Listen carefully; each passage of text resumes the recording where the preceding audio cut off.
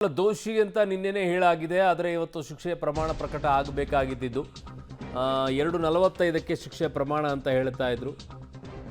ಇನ್ನೂ ಕೂಡ ನ್ಯಾಯಮೂರ್ತಿ ಗಜಾನನ್ ಭಟ್ ಅವರು ಈಗ ಶಿಕ್ಷೆಯ ಪ್ರಮಾಣವನ್ನು ಬರೆಸ್ತಾ ಇದ್ದಾರಂತೆ. ಅವರು ಕೊಠಡಿಯಲ್ಲಿ ಆದೇಶವನ್ನು ಬರೆಸ್ತಾ ಇದ್ದಾರಂತೆ. ಆ ಪ್ರಕ್ರಿಯೆ ನಡೀತಾ ಇದೆ ಅಲ್ಲಿ ಕೋರ್ಟ್ ಹಾಲ್ನಲ್ಲಿ. ಆದೇಶ ಪ್ರಕಟಕ್ಕೆ ಈಗ ವಕೀಲರು ಕಾಯ್ತಾ ಇದ್ದಾರೆ ಏನಾಗುತ್ತೆ ಅಂತ ಹೇಳಿ.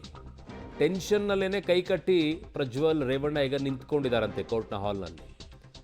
ಸೊ ಜೀವಾವಧಿ ಶಿಕ್ಷೆ ಆಗುತ್ತಾ ಅಥವಾ 10 ವರ್ಷ ಜೈಲು ಶಿಕ್ಷೆ ಆಗುತ್ತಾ ಅಂತ ಶಿಕ್ಷೆಯ ಪ್ರಮಾಣವನ್ನು ನ್ಯಾಯಮೂರ್ತಿ ಗಜಾನನ್ ಭಟ್ ಅವರು ಬರೆಸ್ತಾ ಇದ್ದಾರೆ ಅವರ ಕೊಠಡಿಯಲ್ಲಿ.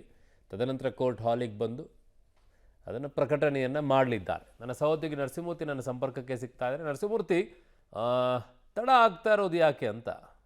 ಅರುಣ್, ತುಂಬ ಶಿಕ್ಷೆ ಏನಿದೆ ಆ ಶಿಕ್ಷೆಯನ್ನು ಬರೆಸಬೇಕಿದೆ. ಶಿಕ್ಷೆಯ ಆದೇಶವನ್ನು ಮನೆ ನ್ಯಾಯಾಧೀಶರು ಬರೆಸ್ತಿದ್ದಾರೆ. ಕೇವಲ ಒಂದೆರಡು ಲೈನ್ಗಳಲ್ಲಿ ಶಿಕ್ಷೆಯನ್ನು ಬರೆಸೋದಕ್ಕೆ ಸಾಧ್ಯವಿಲ್ಲ.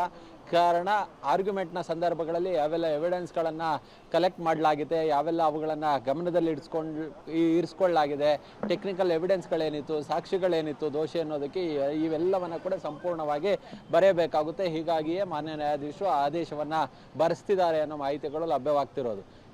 ಇನ್ನೊಂದಷ್ಟು ಸಮಯ ಹಿಡಿಯಬಹುದು. ಕಾರಣ ಸುದೀರ್ಘವಾಗಿ ಆ ಒಂದು ಆದೇಶದ ಪ್ರತಿ ಇರುತ್ತೆ. ಕೊನೆಯಲ್ಲಿ ಆದೇಶದ ಸಜೆ ಎಷ್ಟಿರುತ್ತೆ ಆ ಸಜೆಯ ಪ್ರಮಾಣ ಇರುತ್ತೆ. ಅದಕ್ಕೂ ಮೊದಲು ಯಾವೆಲ್ಲ ಇಲ್ಲಿ ದೋಷಿ ಅಂತೇಳಿ ಹೇಳೋದಕ್ಕೆ ಯಾವೆಲ್ಲ ಸಾಕ್ಷಿ ಆಧಾರಗಳಿದ್ದಾವೆ ಅನ್ನೋದನ್ನು ಮಾನ್ಯ ನ್ಯಾಯಾಧೀಶರು ಉಲ್ಲೇಖ ಮಾಡ್ತಾ ಹೋಗ್ತಾರೆ.